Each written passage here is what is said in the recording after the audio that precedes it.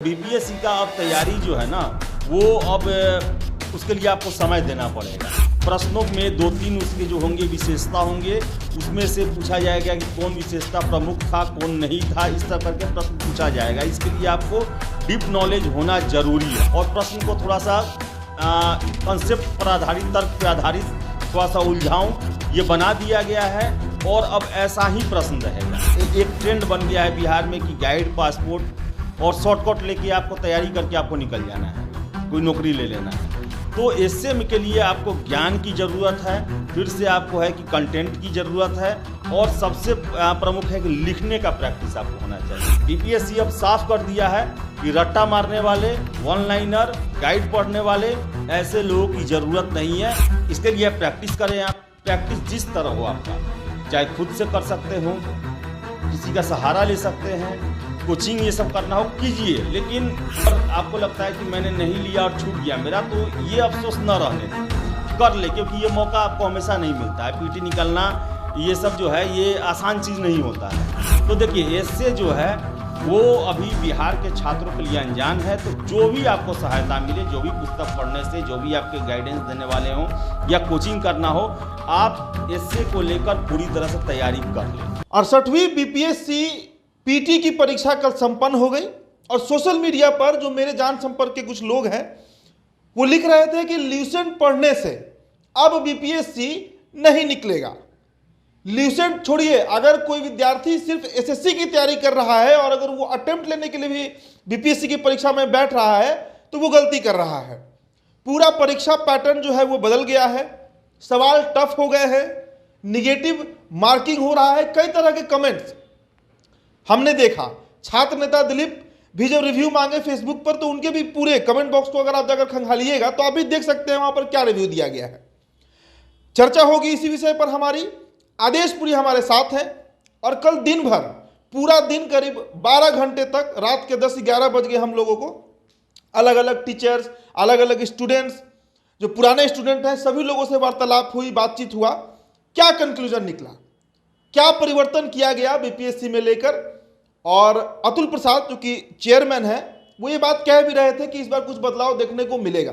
उसी पर हमारी चर्चा होगी। आदेश जी, कई लोगों से कल आप मुलाकात किए हैं, पूरा सवाल भी देखे 150 का 150, परीक्षा अभी दिए हुए हैं, क्या लग रहा है पहला अगर रिव्यू अब मांगा जाए एकदम पहला, क्या कहिएगा? देखिए परीक्षा तो मैं ये नहीं दिया हूँ, इससे पहले वाला भी नहीं दिया था, लेकिन रिव्यू में ये रहा कि क्वेश्चन जो है अब ना पहले की तरफ नहीं पूछा जा रहा है, कॉन्सेप्ट के आधार पर पूछा जा रहा है। जैसे कि जो प्रश्न होते थे उस प्रश्न के विभिन्न जो बिंदु होते, पहले वन लाइनर पढ़ते थे, जैसे बहुत लोग थे, जैसे वन लाइनर आपने बात किया गाइड का, तो वन लाइनर उसमें होता था, वही पढ़ें अपना, उसी से क्वेश्चन रह गया। अब जो है प्रश्न को बदला गया है। जैसे कि अब एग्जाम्पल में आपको बताते हैं, जैसे कि क्वेश्चन था कि जो स्पेशल इकोनॉमिक जोन है उससे संबंधित, उसमें 3 पॉइंट दिए हुए थे कि क्या उद्देश्य था इसका, इससे संबंधित क्वेश्चन था।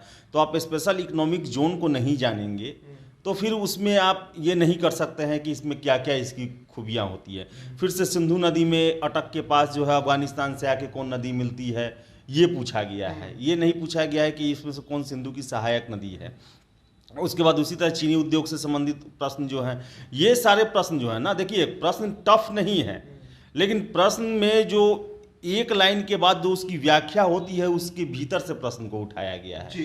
कहने का मतलब है कि जो एक्सपर्ट टीम बदल गया है तो एक्सपर्ट टीम ने क्वेश्चन पूछने के प्रणाली को भी बदल दिया है। कॉन्सेप्ट बेस्ड क्वेश्चन जो है, आपको जो है अब किताबों को पढ़ना पड़ेगा, उसके बाद ही पीटी निकल जाएगा। पहले पीटी में था कि आप घटना चक्र पढ़ लिए, फिर से आप गाइड पढ़ लिए, लूसेंट और सारा भी आते हैं, वो सब पढ़ लिए तो आप निकाल लेते थे।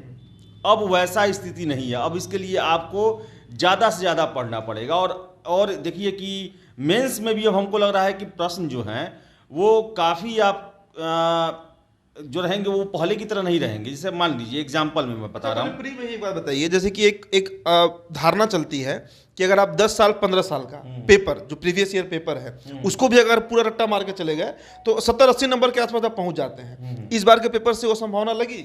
ना ना, ऐसा नहीं है। देखिए पहले हमेशा कहा भी जाता था कि बिहार हुआ, झारखंड हुआ, यूपी पीसीएस हुआ, इसके 5-7 साल 10 साल क्वेश्चन बैंक को आप देखें, देखना भी पड़ता था क्योंकि प्रश्न उससे रहता था, हाँ रिपीट होता था या उससे प्रश्न लिया भी जाता था, पहले ऐसा भी होता था। लेकिन अब जो है ना पूछने अब लग रहा है कि पहले लगता था कि कॉपी पेस्ट कुछ प्रश्न वो कर दिया गया है, लेकिन अब है कि उस प्रश्न को सेट करने से पहले जो सेटर जो हैं वो पूरा उस पर बैठ के विश्लेषण और व्याख्या किए हुए हैं, रिसर्च किए हैं, तब उसके बाद वो प्रश्न को रखा गया है। तो इसके बाद से अब बीपीएससी के लिए जो है वो आपको अब तैयारी अच्छे से, कहने का मतलब है कि ज्योग्राफी है, हिस्ट्री है, पॉलिटी है, तो इसका किताब पढ़ना पड़ेगा आपको, जो रेफरेंस बुक है उसे पढ़ना पड़ेगा, तभी पीटी में आप अच्छा से अच्छा प्रदर्शन कर सकते हैं। क्योंकि देखिए इसमें पैटर्न भी बदला गया है, इनमें से 1 सही, इनमें से 2 सही, 2 और 3 इस तरह करके यूपीएससी स्टाइल में पूछा गया है। तो जब क्वेश्चन के बाद उसमें पॉइंट देकर तब उसके बाद जो है उसका आंसर मांगा जाता है, उसके लिए आपको डीप स्टडी होना जरूरी होता है। और मैं भी पहले देता था, मैं भी गाइड पढ़ा हूँ, मैं इनकार नहीं करता हूँ। हम लोग भी जो घटना चक्र आता था, लूसेंट आता था, ये सब हम लोग पढ़ते थे। लेकिन अभी भी लूसेंट का है, लेकिन अब लूसेंट के दम पर आप बहुत ज़्यादा प्रश्नों को, उत्तर को आप सही नहीं कर सकते हैं। अब आप 5-10 साल पीछे का क्वेश्चन देख के जो है ये सोचिएगा कि आप 60-70 क्वेश्चन सॉल्व कर लीजिएगा, ऐसा नहीं होगा। और दिनों दिन ये अब नया ट्रेंड हो गया है, तो ये अब टफ होते जाएगा, टफ होते जाएगा इन द सेंस कि आपको प्रश्न अब अंदर से जो टॉपिक है उसके अंदर में जाकर पूछा जाएगा। प्रश्नों में 2-3 उसके जो होंगे विशेषता होंगे, उसमें से पूछा जाएगा कि कौन विशेषता प्रमुख था, कौन नहीं था, इस तरह करके प्रश्न पूछा जाएगा। इसके लिए आपको डीप नॉलेज होना जरूरी है। कल एक टीचर, उनका नाम मैं नहीं लूंगा, अभी वहां पर थे, वो कह रहे थे कि पेपर टफ नहीं था, पेपर कंसेप्चुअल पूछा गया है। हाँ। जो सही मायने में बीपीएससी की सिर्फ तैयारी कर रहे हैं पिछले 1 साल, 1.5 साल, 2 साल से, उनको पेपर टफ नहीं लगा होगा। लेकिन जो अन्य तैयारियों के भी जो छात्र हैं, क्योंकि सभी लोग फॉर्म भर देता है, उनके लिए पेपर टफ था। हाँ ये बात सही है कि मैं वही बता रहा हूँ कि कॉन्सेप्ट में डीप पढ़िएगा तभी ना आपको कॉन्सेप्ट आएगा। तो जो पढ़े होंगे उनके लिए ज़्यादा टफ नहीं था, भले वो मिस कर गए या फिर कंफ्यूजन हुआ। देखिए माइंडसेट तो वहाँ पर आता है ना कि पहले वाला बना रहता है। दूसरा क्वेश्चन आ जाता है, जैसे आप बैटिंग करते हैं और फास्ट बॉलर को खेल रहे हैं और वो तेज बॉल लगातार फेंक रहा है, उसमें एक स्लो फेंक देता है तो कन्फ्यूजन हो जाता है, आउट भी हो जाते हैं लोग, नहीं शॉट मार पाते हैं। वही हाल ये है कि आप माइंडसेट पहले वाला है और प्रश्न को थोड़ा सा कंसेप्ट पर आधारित, तर्क पर आधारित, थोड़ा सा उलझाऊं ये बना दिया गया है और अब ऐसा ही प्रश्न रहेगा। और ये भी जान लीजिए, जैसे मैंने एग्जाम्पल सेज का दिया, अब मेंस में भी ऐसा हो सकता है कि बिहार स्पेशल इकोनॉमिक जोन क्या होता है, बिहार में स्पेशल इकोनॉमिक जोन कौन सा क्षेत्र बन सकता है, कैसे उसको स्थापित किया जा सकता है, सरकार को क्या क्या छूट देना चाहिए, यह सब तरह का प्रश्न जो है अब बीपीएससी में पूछा जा सकता है। तो बीपीएससी का अब तैयारी जो है ना वो अब उसके लिए आपको समय देना पड़ेगा, एक और विषय है, हमारे कमेंट बॉक्स में भी है, हमारे आप कल के वीडियोस पर जाकर देख सकते हैं, हमारे जो अभ्यर्थी दर्शक जो भी हैं, एसे को लेकर बड़ा चर्चा है आदेशी। एसे एक नया चीज इंट्रोड्यूस कर दिया गया जो शायद यहाँ के जहन में ही नहीं था। हम लोग तो 10th क्लास तक पढ़े एसे, उसके बाद एसे गायब हो गया जीवन से, अब अचानक बीपीएससी में आया, तो वो जो एक गैप हो गया है, समय भी कम है, इस पर क्या कहिएगा? देखिए ऐसे लाया गया है ये सारे, जैसे हम लोग ये उठाते थे मुद्दा हमेशा कि ऑप्शनल जो था उसमें ऐसे ऐसे सब्जेक्ट थे, जैसे इंजीनियरिंग बैकग्राउंड आईआईटी के बहुत सारे छात्र आते थे जिनका सब्जेक्ट पर काफ़ी अच्छा पकड़ था और वो ज़्यादा से ज़्यादा सीट ले भी जाते थे। आप देखेंगे 3-4-5 बीपीएससी से तो ज़्यादातर आईआईटी वाले जो हैं, इंजीनियरिंग वाले वो वाले ले जाते थे।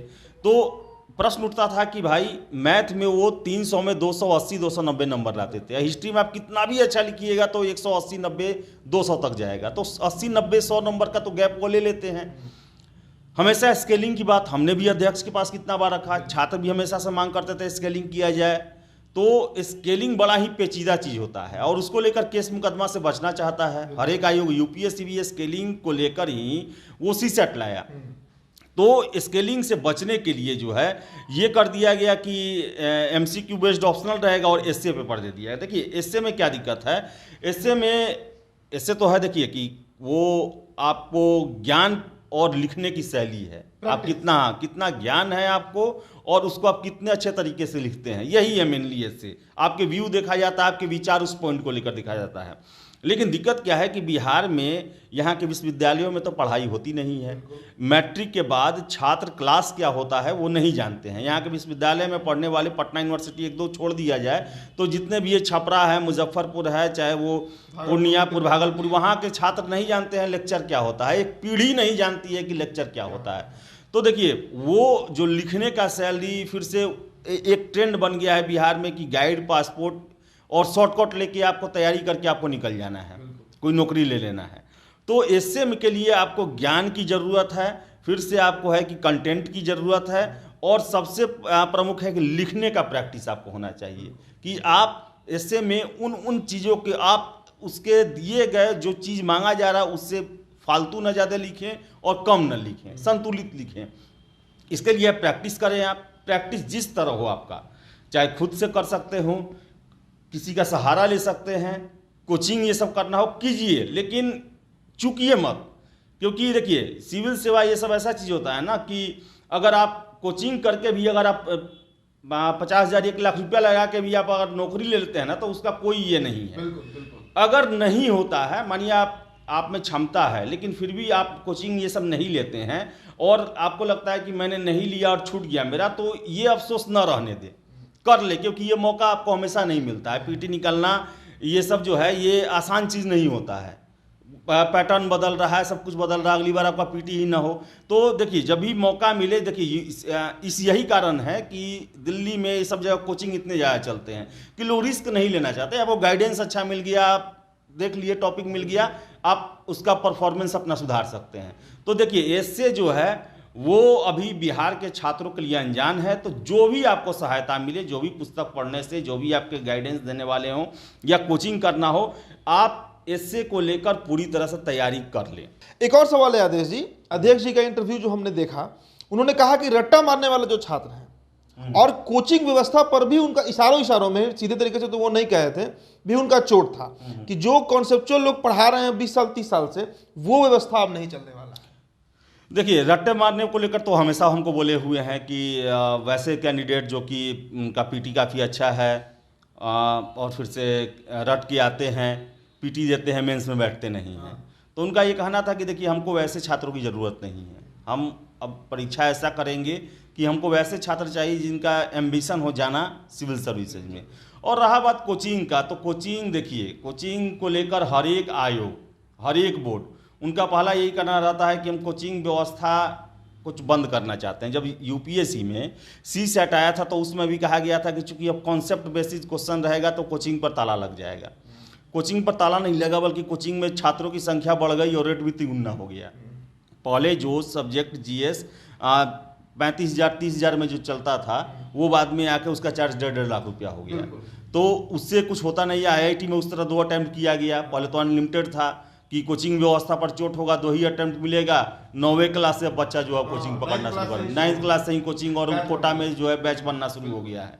तो वो, और उसके बाद BPSC में भी ये SL आए हैं या जो चेंजिंग कर रहे हैं, इससे और कोचिंग देखिए, कोचिंग कोई खराब चीज़ नहीं है।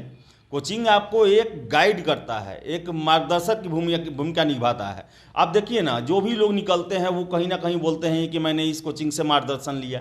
देखिए, कोचिंग गलत नहीं है, लेकिन कोचिंग के भरोसे ही रह जाना कि यही हमको पार घाट लगाएंगे, वो गलत है। मीन्स कोचिंग से है आपको कि एक गाइड मिल जाता है कि आपको कैसे तैयारी करना है, किन चीज़ों को पढ़ना है, किन चीज़ों को छोड़ना है। उनका रिसर्च होता है, वहाँ पर जाते हैं, बहुत सारे स्टूडेंट होते हैं, मिलते हैं, सब के बारे में पता चलता है कि कैसे इसको पढ़ाई करना है, कैसे इसको छोड़ना है। ये एक होता है ना, एक कहें तो आप करना तो आप ही को होता है, लेकिन एक होता है ना कि अब बहुत बार होता है कि हम अपने मन में सोच रहे हैं कि ये चीज़ करने से अच्छा होगा, लेकिन बाद में पता चला कि यार ये आप इतना मेहनत करेंगे, इसमें से मात्र एक ही प्रश्न पूछा जाता है, कम अंक का पूछा जाता है, इससे अच्छा है कि हम इसके बदले दूसरे पर अपना दिमाग लगाएं। तो देखिए, कोचिंग जो है ना, कोचिंग ये कोई ये नहीं है कि कोचिंग खराब चीज़ है और कोचिंग बहुत अच्छा चीज़ है, कोचिंग करने से ही जॉब हो जाता है, ये भी नहीं है।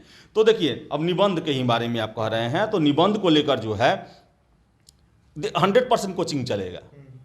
जैसे कितने छात्र पहले ऑप्शनल अपने से खुद तैयार कर लेते थे, लेकिन निबंध बिहार में अब ऐसा चीज़ हो गया जिसको लेके आपको क्लास करना ही पड़ेगा। इन कहने का मतलब है कि आपको राइटिंग प्रैक्टिस होना चाहिए। आप मानिए कि खुद से लिखते हैं, कोई चेक करने वाला तो होना चाहिए। फिर से है कि टॉपिक कौन कौन सा हमको पकड़ना है। फिर से होता है कि उसमें समय बाउंड में हम कैसे हमको लिखना है, कौन चीज़ हम फालतू नहीं जाएं। तो देखिए प्रैक्टिस का चीज़ है। और मैं हमेशा से कहता हूं कि जब आप सिविल सेवा की अगर तैयारी कर रहे हैं, आपको नौकरी लेना है और किसी भी तरह आपको कोचिंग करके वो मिले, सेल्फ स्टडी करके मिले, किसी आपके सीनियर से मिले, जो ही जहाँ से भी आपको गाइडेंस मिली आप ज़रूर लीजिए, क्योंकि ये मौका जो है ना हमेशा नहीं मिलता है। इसमें आपका जॉब हो गया तो आप कितना भी पैसा खर्च किए सब बराबर हो जाते हैं, क्योंकि जो रुतबा आपको मिलता है ना वो कभी नहीं मिलता है। अब कितना भी पैसा हो जाए उसका बराबरी वो नहीं कर सकता है। तो आप शुरू में अगर सक्षम हैं, जो भी आपको तरीका सही लगे उस तरीका को जरूर अपनाएं। लेकिन एक बात आप ध्यान रखें कि बीपीएससी के लिए अब कॉन्सेप्ट बेस्ड आपको पढ़ाई करना पड़ेगा। आपको अब पीटी की परीक्षा जो है वो भी आपको कॉन्सेप्ट के आधार पर आपसे सब चीज़ पूछा जाएगा और गहन अध्ययन की ज़रूरत है। अगर कोचिंग भी आप करते हैं तो वैसे कोचिंग को आप न पकड़ें जो कि आपको पता होगा कि वन लाइनर पढ़ा रहे हैं और बोल के निकल गए, इतना का ऑफर चल रहा है, वो ऑफर चल रहा है। ये सब चीज़ छोड़ के आपको अब गहन अध्ययन करना पड़ेगा और पीटी से ही मेंस का आपका तैयारी होगा।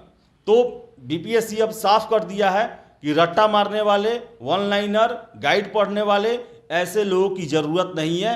अब बीपीएससी के लिए वैसे ही ये स्टूडेंट वेलकम है जो कि कम से कम 1 साल से तैयारी कर रहे हैं और पूरे रेफरेंस बुक को पढ़ते हैं, हर एक सिलेबस को कवर करते हैं। एक अंतिम सवाल और सबसे महत्वपूर्ण सवाल रहेगा, कल कई टीचर से आप मुलाकात किए, कई लोगों से आपकी बातचीत हुई, सटीक तो नहीं और अपना नहीं, जो आपको समझ में आया, जो ऑब्जर्व आपने किया अलग अलग शिक्षकों से, अलग अलग अभ्यर्थियों से बात करके, कट ऑफ को लेकर अभी भी संशय बना हुआ है।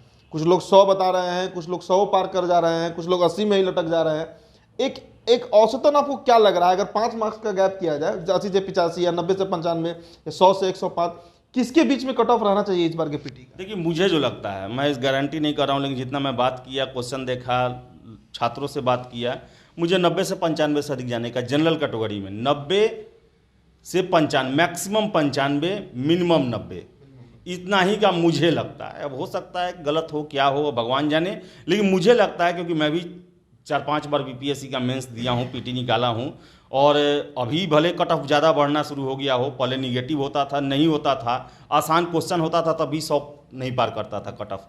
तो मुझे लगता है जिस तरह का प्रश्न है, निगेटिव है, 90 के आसपास मैं रहता, अगर 90 रहता तो मैं मेंस का तैयारी करता। चलिए, तो देखिए कई तरह की बातें अब आपको समझ में भी आ रही होंगी। बीपीएससी ने मूलचूल परिवर्तन किया है, क्वेश्चन टफ नहीं हुआ है, क्वेश्चन कंसेप्चुअल हुआ है, स्तरीय सवाल पूछा गया है। जो अभ्यर्थी लगातार अध्ययन कर रहे होंगे, अच्छे गाइडेंस में होंगे, उनका लगभग तय हो गया होगा कि इस बार का पीटी निकलेगा। लेकिन जो रट्टामार अभ्यर्थी रहे हैं, जो 10 साल का पेपर याद कर लेते हैं प्रीवियस ईयर, या फिर जो शॉर्टकट अप्लाई करते हैं, या फिर जो एसएससी के अभ्यर्थी होंगे, या जो बीएसएससी के अभ्यर्थी होंगे, या जो दरोगा की तैयारी कर रहे होंगे, जो रेलवे की तैयारी कर रहे होंगे, उनके लिए इस बार पेपर बहुत टफ था, इसमें कहीं दो राय नहीं है। हमारे कमेंट सेक्शन में ही जाकर आप देखिए, लगातार यही बात लिख रहे हैं सब लोग कि बहुत टफ था, बहुत टफ था, लेकिन क्वेश्चन कंसेप्चुअल था। और मेंस, इसका ये झांकी था प्री, यानी मेंस में इसी तरह का सवाल पूछा जाएगा। इसके लिए आपको तैयारी करना होगा, जिस स्तर से जाके आप तैयारी कर सकते हैं करिए,